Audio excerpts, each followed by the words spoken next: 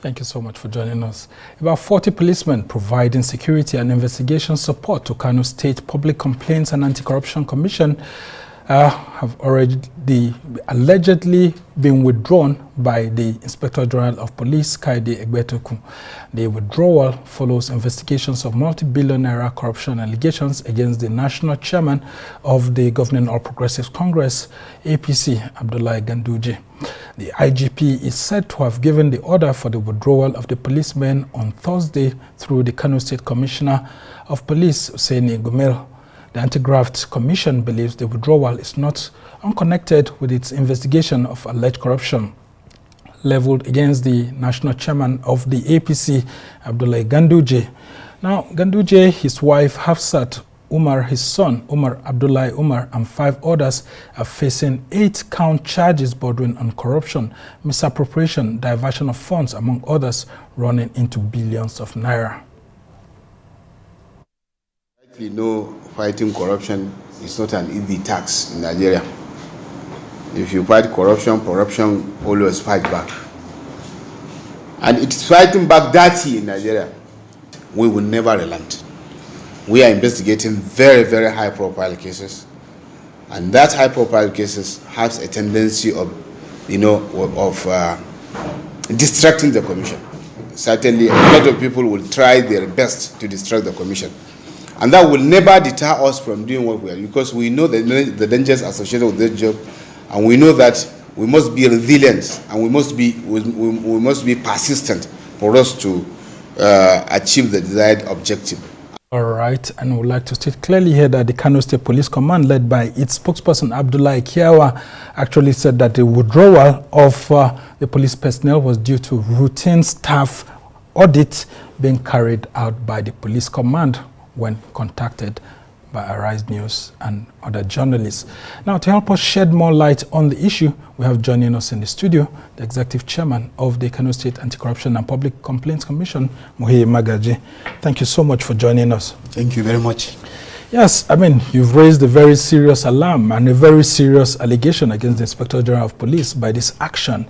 In what form of withdrawal did this message come? Was there a written letter, a formal notice, whether oral or written, that the Nigeria Police was actually going to be withdrawing this personnel? Well, let me start by caveat here, because we did not raise any allegation, or rather accusing finger to the Inspector General of Police or the police authority. And I must state it here categorically that police has been one of the pillars of the achievement we recorded so far. Recently, the federal government or the presidency enjoined the state government to emulate what Kano did during the hardship of Putsch Casti because of what we have been doing. And we have achieved that feat because of the involvement of the police. So I must appreciate the level of the commitments showcased by the police and the support they have been given to the commission. Right, I have said it during my interview. Yes, we know the dangers associated with fighting corruption is so enormous, and it's not only me as the head of the agency that is taking the bullets. Even the police officers attached to the commission, and the police command and the police authorities, because we are investigating high powerful individuals that can reach out to any level, and that have enormous resources with them. So certainly they can go extra mile and they can put pressure to anybody. And that is why when the news come, as you rightly asked me, it was to come to us as a shocking, because ideally it's supposed to be a written letter, because we do have a communication. All the time they send the personnel, sometimes without even we asking. There are a lot of personnel that was deployed to the commission just when the police authorities deem it appropriate. They deploy the police, and we have never rejected one. We accept them, we work with them. So, but this one, it's only when the police officers start tripping to the office and was bidding me farewell that they were asked to go. The policemen were bidding you farewell without informing you before that time. Oh, so I was wondering. I tried to reach out to the Commissioner of Police, and we engaged each other. And it was so shocking to me that there was no valid explanation till when this the press release, as you rightly quote, that it was a routine personal audit. So we are not blaming the police, and at least we can see where the whole thing is coming from. Because as far as I'm concerned, I know initially I was the target. I was the person that was carrying all the stops. But when it was so apparent to the power that be that we are so stubborn that we can continue to do what we are doing, then they now go for a juggler, thinking maybe they can cripple the institution. So as far as we are concerned, we believe in what the police says, even though there is a sort of kind of communication gap, because they're supposed to have engaged the commission. These police officers are holding a very sensitive place in that commission, because I think the police have the largest number of staff other than the staff of the commission. Yeah. So if you ask me that, please, we are having a personal audit and we are going to going to come and have other head count or what have you, I think that will give us a room for us to organize ourselves. Because I have 3 directors, all are police officers. Director personnel management, director anti-corruption is a policeman. Director citizens' right is a policeman. Director public complaints is a policeman. Then the head of operation too is a policeman. Then head of intelligence is a policeman. We have the surveillance department equally, apart from the intelligence step, is a policeman. So you cannot expect all these people at overnight to just come and drop all they are doing and just go away like that, and you think the commission will not feel the heat. Certainly, it was so shocking, but thank God, and I appreciate the timely intervention of the police authority, because otherwise we have lived so many of our exhibits. We have many places that are being manned by the police officers. Like we have warehouses that were seized by the police, because this is what the law says. This is anti-corruption law. Specifically, it's vested that powers on the police. So it is the police that have the powers to seize properties on behalf of the commission. All right, so it's a very interesting development, because it aligns with the call for state police and all of that. Yes. Because maybe if Kano State had its own police force, maybe it wouldn't be the same. You see, I think Kano State is one of the states that is reluctant in terms of advocacy for state police. But it's so unfortunate that this is the second time that is happening to Kano State. So you see, it happens during the time of former Governor Remy Konkoso, where the police at the government house were withdrawn just overnight. So if this is happening, certainly you are telling people to improvise. Like me now, you see, even at the civil service arena, that is the civil service, I was being accused of giving too much priority to police. It is my understanding that investigation is a police duty. Yes, we are going to give them all the necessary leverage for them to do their work, but certainly we have one police for the entire Nigeria. We have to give them their place, and that is when I give them all the necessary support and all the necessary backing for them to do their job. We have many staff. We train them at the EFCC and the ICPC Academy. We have our institute, that is Anti-Corruption Institute, that is training our staff. But we do not empower our staff to carry out duties because we don't want a situation whereby we will expose ourselves to the violation of the Constitution. You cannot expose your staff, because if we are our staff, that's the cadet which we have to effect arrests, to effect certain seizures, and you are infringing into but the EFCC is doing the same. You would have seen the withdrawal of the police from the EFCC, and the EFCC is already bringing people from within its ranks to help do the job. Yes, this is the problem, as I rightly said. By virtue of the Nigerian Constitution, policing is exclusive, which means it's the right of the federal government to do it. So once ever our people or our staff engage in arrest, this is my own understanding, this is my own thinking. It's not the government, it's not the police that asked me to restrict it. I just empower the police so that the police will do their job, because I see it as a police duty. If, for instance, the staff of Kano State Public Anti-Corruption Commission, which we are using the ICPC cadre, we have assistant superintendent of investigation, we have all these cadres, we have them. So it's a new cadre that was adopted by the state civil service. But at the same time, we do not allow them to engage in actions that are visibly seen as police actions. So that is why this action, whosoever premeditated it, he did not do well to the country, he did not do well to the police in general, because one thing is in common. This is an institution of government. It's a legal institution. Yeah, but if you're not blaming the police, who exactly are you blaming? Could it be some of the high-profile suspects that you have, including the APC National Chairman? Do you think that by chance, due to this high-profile prosecution of the APC National Chairman, you could have used his influence at the national level? You see, we have intelligence. That is why I say we have head of intelligence. We have intelligence as well, and we gather intelligence. I have alerted the government a week before this time. I've alerted the government. That's which of the government? The state government. The Kano state government. Okay. That is my chain of command. Okay. So I have alerted the government. I alerted the chief of staff because I called the chief of staff and I told him that this is what we gathered based on intelligence. And I think there's need for timely impact because the police, like, they can resist the pressure, but there are certain pressures that perhaps they cannot resist. But now, since they say it is a routine staff audit, then we will believe them, and I will continue to appreciate them. At least they have been a worthy partner. Aren't you being political? Yes. Because also, so you see, there's a way the state governor can actually reach out to the Inspector General of Police, because the claim is that the order came from Abuja. You see, a governor incidentally is a member of the police council, which means the constitution recognizes the fact that the state equally supposed to have police powers.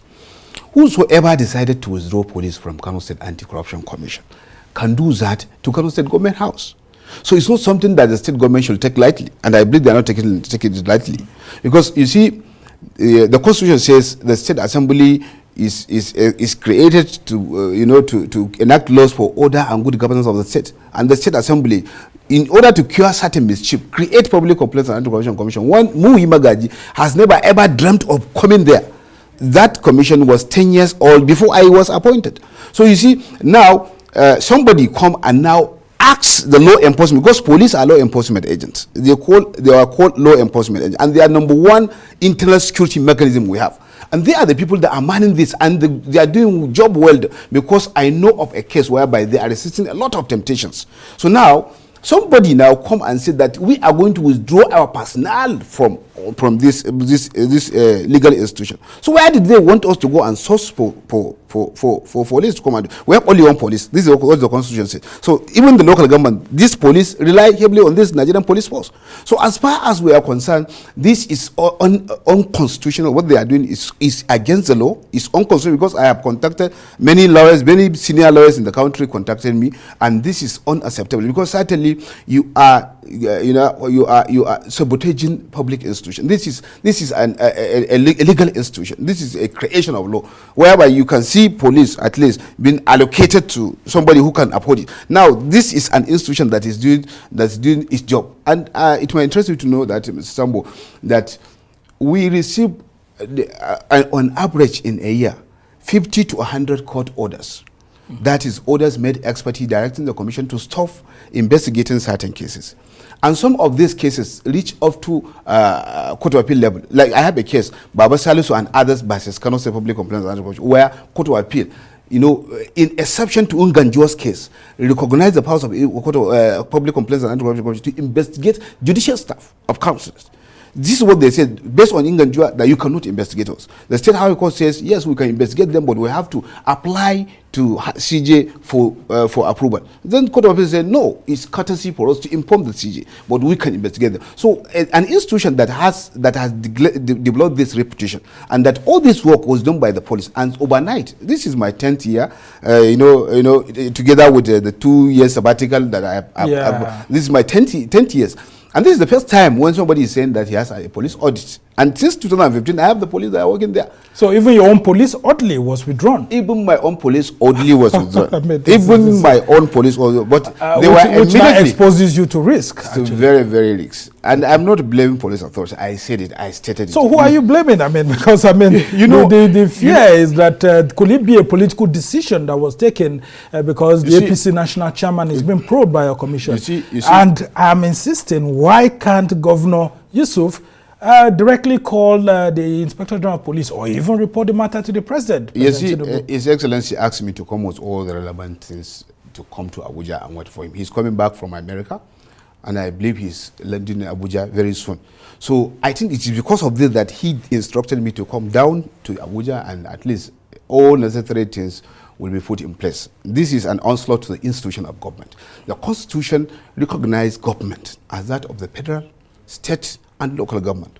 And even when the Constitution, provide clearly there is exclusive and there is concurrent list, this does not prevent or empower any federal institution that has the powers across the board, that is powers that reach up to the local government level, to think otherwise, that they can impinge into the clearly separation of powers between the state and the federal government in a federal system of government. That should not be allowed, certainly. That should not be allowed. And that is when, as you said, it underscores the need for perhaps state police, and it will equally increase the earnings of state police, because one of the places where we have police that are manning, and I think the commission spent not less than 10 million naira in trying to keep that place, to secure the facilities. Now, overnight, the police were asked to vacate the place. So we have to mobilize about 100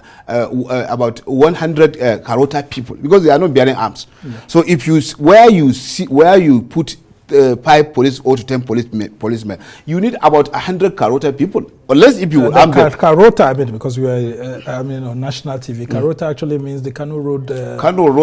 And traffic agents. They are only road marshals. Yeah. But we have no any other, or Hizba. So you see, I have to call the governor, tell him the situation of things, and even the suspect, we are calling the police, the in charge of the police that were guarding the place, we are threatening him that I am going to call the IG. It is we that asked them to withdraw you, so you should vacate that place. Wow. So the man, it was an ASP. He was so worried. So when I was equally in contact with the commissioner of police, telling him the situation of things, telling him that this is what because it was so tense there. So thanks to the intervention of the commissioner of police, when he realized that this is because immediately I have about 10 trailers, that is this long. I have about some brand new vehicles, including heavy equipment in that place. That have been seized. We have many other movable items that can be taken away from that place. So had it been this police left that place with 1 hour, we'll come and find so many things done. Yeah, I mean, hooligans can actually vandalize it. Okay, so Chairman of the Kano State Anti-Corruption Commission, how about this talk that there's actually a CCT court order, which is the one that they are actually obeying, and that you have been sanctioned by the CCT, and that's why they decided on this action? But I don't know who said this. It is the other side that perhaps we are suspecting ignite the problem. You see, before even the CCT charges, we saw it over the media before I was served with it. So there are some people that are doing it. So now they wanted the police to create to bring this narrative, and it will not hold water. Number one, we have appealed the order. I am challenging the order. I'm a lawyer in my own right. So you give me an order, I challenge the order. I file a motion for stay, I file a notice of appeal. Then certainly you are not entitled to enjoy the order until otherwise the Court of Appeal or the Supreme Court says otherwise. What if I win on appeal? Then you are now enjoying the order. So certainly there's a stay in this. So nobody shall do anything. And in addition to this, let's assuming without conceding that they are acting on that order, why not withdraw the security attached to Magaji? Why withdrawing the entire police of the commission? So in essence, it looks like an act of sabotage against the institution. Yes, we are trying to, as I'm talking to you now, we are gathering evidences, because when a file was sent to legal department, they will give you some corrections to make for them to file a charge. So they now give us some corrections to file. We want to charge the former governor on allegation of 51.3 billion naira local government fund. Now the legal department said, oh please, where are those PBs, the vouchers you are saying? It's bulky. So we just thought they might not like it. But they said, no, we have to go and tender it in court, because you are charging, part of the charge is Section 26 of Kano State Public Complaint and Anti-Corruption Law. So you have to go and tender which false statement they made. And that is when we are going. We are about, and these police officers, they distribute themselves. They are, the Director Anti-Corruption is taking up one section of the state, and the others are, and we have 44 local governments. So we are about 6 local governments now. And it's all these police that are doing that. We go with photocopier machines, with our vehicles, we photocopy all the documents, because this is what the lawyer says, and we have to provide it for them, for us to win our case.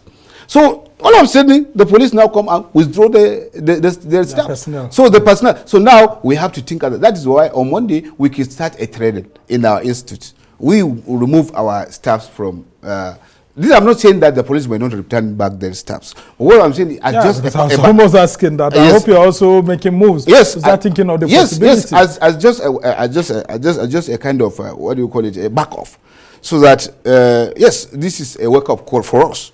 That if we have a backup, we will have continue. Now we are doing the skeletal job, trying to fit in, because yes, the investigators were not returned back. And I have seen what they said in the write-up that number one, that there is a complaint of high-handedness. Well, it will interest us to know that if we engage each other between we, because I know as a fact that the police used to receive court orders on daily basis of alleging harassment and intimidation. We go to court. We tell the court, because that is what policing entails. Policing entails coercion. When somebody is asked to do something and he didn't, then certainly there's law is coercive in nature. It confers obedience. So you look at circumstances. I will not deny the fact that there are certain things that police might do it that needs some pause, and they know it's even part of their manual and training. So now, and at the same time, as I said, we receive court orders directing us to stop, and 80% to 90% of these court orders, we win it. I've never find a situation whereby an order was given to any police officer attached to the commission that he infringed into anybody's right. All right. So at the same time, you see the issue of what do you call it? Apart from high-handedness, they said, and apart from the audit, there's one issue the police says as well said as well that. So if you look at that, with all due respect to the police, we are expected to be working. We enjoy a very good working relationship, and I know they are going through the hell that we are going to. Yeah, and that's why I want you to talk right now. Since this has happened, what will you be saying to the Inspector General of Police right now? At the no, Inspector General of Police is the head of police force of Nigeria, and he is tasked with the responsibilities of imposing laws. When I say law, I mean any law, any validly enacted law in Nigeria. So certainly the Inspector General of Police will be seen as not doing his job if for any reason he withdraw his men from any enforcement of any law. Any law validly enacted in accordance with the Constitution of Nigeria is a law, and even our including other source of laws we have. So I think Inspector General of Police, because I have one of the very prominent people in the country, very prominent lawyer, called me, and he told me that the Inspector General might not even be aware because he has a cause to discuss with the Inspector General of Police. But all this will be discussed when the governor is around. But if I am to ask the Inspector General of Police, I think it's very, very important and paramount and very quickly to restore these investigators. Otherwise, it will be looked at not as it was put that it's an audit. It will be looked as if it is a sabotage to the ongoing investigation, which is yielding result. All right, as we try to round off this conversation, I want to talk about, you served under former Governor Abdullahi Ganduje before you started having your issues. Yes. What exactly is the problem between both of you as individuals? Could there be anything other than the official issues that we've seen leading to you being sacked, being brought back, and all of that? Okay, you see, I think he's in the best position to state this, because he was my employer. He employed me. He wants to sack me. He's supposed to state categorically why he was sacking this man. Initially the government did not provide any reason for it. They just say I should step aside. And if I may say it here, it was. It happens during that day, but it was on the night of that day. I think it was Monday, that I was with the governor in the government house to broker a peace in relation to some certain investigation, which part of it formed part of the charges we are now talking. That the governor was not so pleased with me. That's when he was governor. When he was a governor. When he was a governor. Governor. Yes, Governor Ganduje. So I now told him that I think the law is supposed to be applicable to all of us. We're not supposed to be exempted from the provisions of the law, and its relation to some of the family members, which you can see now. It's Dr. Samar. Which you can see now. So at the end of the day, the governor now promised that I should stop, that investigation to continue. And he promised that we will continue to do whatever I will do as the head of that agency must inform him. And that was when I go home. On my way back to the office in the morning, I heard over the radio that I was being suspended. And since then, from one allegation to another, it leads to so many issues that they could not prove. So as far as I'm concerned, it was these investigations that the former governor doesn't like, and perhaps when we started and he asked us to stop, and when we tried to stop, he didn't believe that we would stop. And at the same time, he now go for a juggler that if you want to hang a dog, give it a bad name. You can ask yourself, it's simple. You can sack me without even stating the reason. But they wanted to create a problem. Even this issue of code of conduct, it was all due respect. If you look at what they are saying, if you look at the allegation, no Nigerian will pass that test. You said because some money passed through my account, that this is a crime. Or somebody sent me 2 million naira, which you know him to be my boss. He sent me 2 million into my account. You are saying it's a.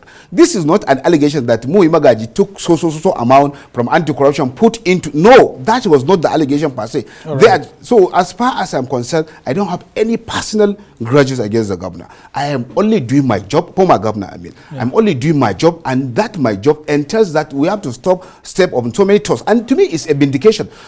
Before, people allege that he was using the commission against his opponent. Yeah, I mean, now before NNPP government came into power, now in NNPP somebody is alleging that the same government is using the same person, the same institution against the same person that was using the institution. To me, this is a very good deployment to the country, because even if you use the same institution against somebody will come and use the institution against you. So it's a balance. All right, just before I let you go, former Governor Abdullah Ganduje's son, one of his sons actually came to your office, paid you a visit, declaring support. I mean, people are wondering what exactly is happening in Kano. All of this. Isn't it drama? I mean, when his dad has been, tried by your commission and all of that. It's not drama. We are prosecuting anyway. We are prosecuting on behalf. We are not trying him. We are prosecuting on behalf of the state of the Attorney General. But the guy, he was so interested and passionate in what we are doing, and I don't know what motivated him. But even I think day before yesterday, when the issue of police arise, then I received a message from him of encouragement, and he was encouraging me to be resilient, and this is what it entails to fight corruption in Nigeria. If you fight corruption, to always fight back. And he called me Sarkinya, which means in Hausa, I don't know how to say it. A warlord. Yeah, so this is what he has said. So as far as I'm concerned, I see him as a brother, I see him as a friend, and as a compatriot of Kano in the origin, and who care much about the well-being and development of the state. All right. So, what's the update on the case at the moment now in court? What's the state? I mean, I think there are about 5 of them with Ganduje and his wife and his son. We had to go back to the court on Monday, and Alhamdulillah, it was an all matter of substituted service, because we were denied access to serve him. You see, unlike our counterparts at the federal level, that's why I say when they say high-handedness in what sense? We are not in any way going with just like that condone any. It is only when absolutely necessary.